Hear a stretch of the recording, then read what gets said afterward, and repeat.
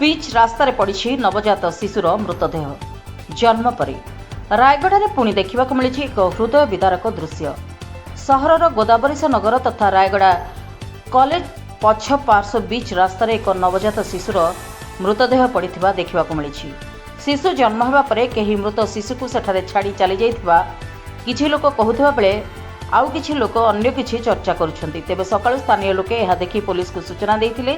घटनास्थल में रायगढ़ टाउन थाना पुलिस पहुंची मृत शिशुपुत्र को उद्धार करने सहित घटनार तदंत करुछि। किए काहेकि एभली करिछि ताहा तदंत पर जଣା पड़िबो बोली पुलिस कहिछि।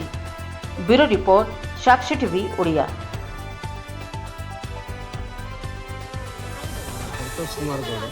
शिशु कन्याटा आमर गोदावरी नगर में आम सकाल आसिक इे बाहर को आसला बेलू पिलाटा पड़ी देखिलु।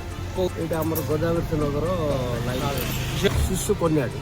अच्छा तो आम जाने सार से केमी पड़ा कौन सका तो आसिक देखला बेलू पड़ी आईटा बड़ दुखर विषय।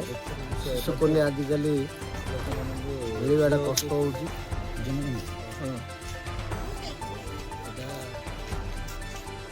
पुलिस भी कौन आसी तदंत कौन कर